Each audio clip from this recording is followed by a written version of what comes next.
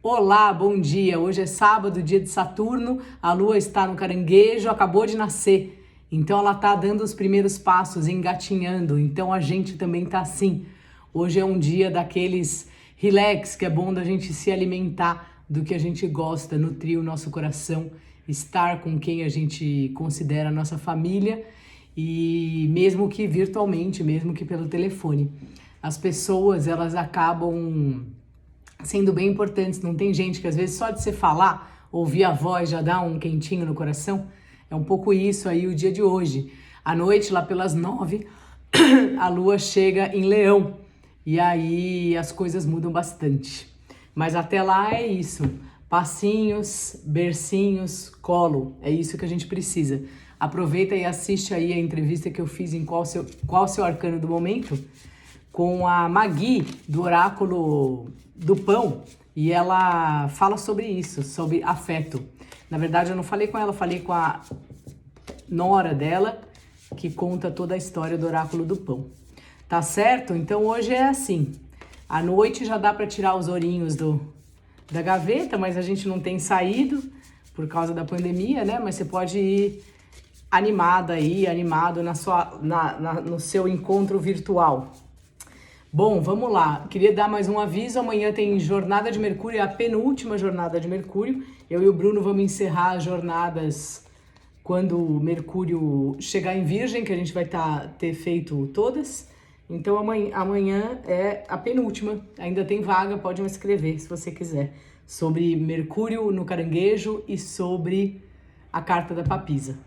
Tá certo? Então vamos lá. Conselho de hoje, essa. O Mago, de novo, que ótimo. Gente, eu vou trazer o tarô do Mago Hipster, vai que ele sai lá também. Então hoje é um dia pra gente improvisar, pra gente ver o que é possível ser feito, pra gente ir fazendo aí do nosso jeito. Hoje, inclusive, é o último dia do Mercúrio em Gêmeos, que é a casa dele.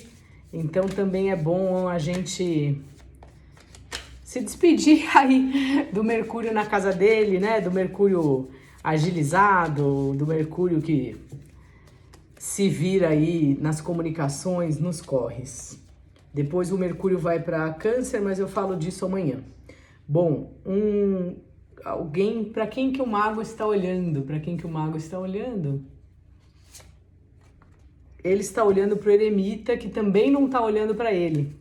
Eita, nós! E para onde está olhando o eremita? Olha que curioso. Tá aqui na caixa o Rei de Ouros. Eu vou tirar uma carta a mais, mas vou incluir o Rei de Ouros aqui. Afinal de contas, não por acaso esse rei tá aí, né? Olha só. O mago talvez chegou à conclusão que é hora de andar mais devagar, que é hora talvez dele se recolher um pouco, que não é um dia de festa. Ou ele tá olhando essa dupla aqui, uma dupla de conhecimentos, né?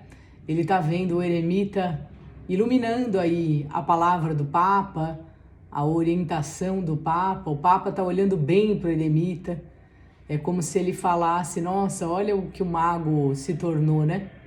O mago trocou aí os instrumentos dele por um cajado, uma lanterna e saiu por aí.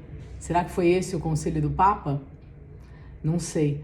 Acho que esse é um trio de cartas que fala pra gente primeiro ouvir os mais velhos e ouvir quem a gente confia, ver o que eles estão a nos dizer e considerar a possibilidade de, às vezes, a gente se recolher.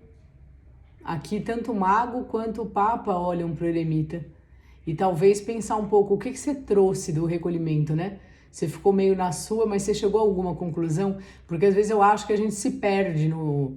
Não é que a gente se perde, a gente fica no recolhimento e aí volta para a vida e pronto. Se a gente não escreve um texto, não conversa com alguém, aquele tempo ali, como é que ficou, né? Serviu para alguma coisa? Você chegou a alguma conclusão? O eremita tá entre eles dois, assim. Ou o eremita fazia tudo no improviso, assim, do jeito que ele achava que era possível, e aí ele resolveu agora ser professor de uma coisa que ele já sabe fazer. Talvez ele tenha demorado, mas talvez tudo bem também. Se o jogo fosse assim, o eremita tá chegando aqui no mago.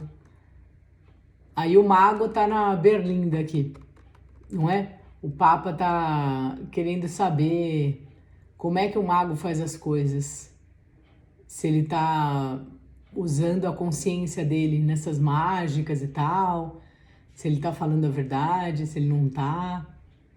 E o eremita chega pro outro lado, é como se fosse assim, o tempo chega, a nossa consciência chega, e aí, se você é o mago, como tá sendo, né? Como você tá sendo que tipo de mago?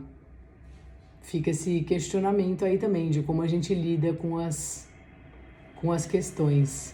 E se for assim, assim já foi, né? E se for assim, ninguém quer conversa com o mago. Talvez o mago tenha ouvido esses conselhos aqui do Papa e pensou, ah, quer saber? Eu vou fazer do jeito que eu acho. E aí ele saiu e foi fazer. Já saiu essa mensagem parecida outro dia, né? Eu não lembro quem estava com o mago. Acho que era bem o eremita mesmo. E às vezes é isso, bem o hierofante. A gente precisa fazer as coisas que a gente acha certo, sabe? É importante ouvir os conselhos das pessoas. Vou espirrar. Mas a gente precisa acreditar no que a gente está fazendo. E assim tá o Rei de Ouros, que fala de algo que foi de fato construído, algo sólido, ele tem essa moeda na mão, né? Então aí dá a impressão que o mago chegou onde ele queria, mas que foi um caminho longo, às vezes né?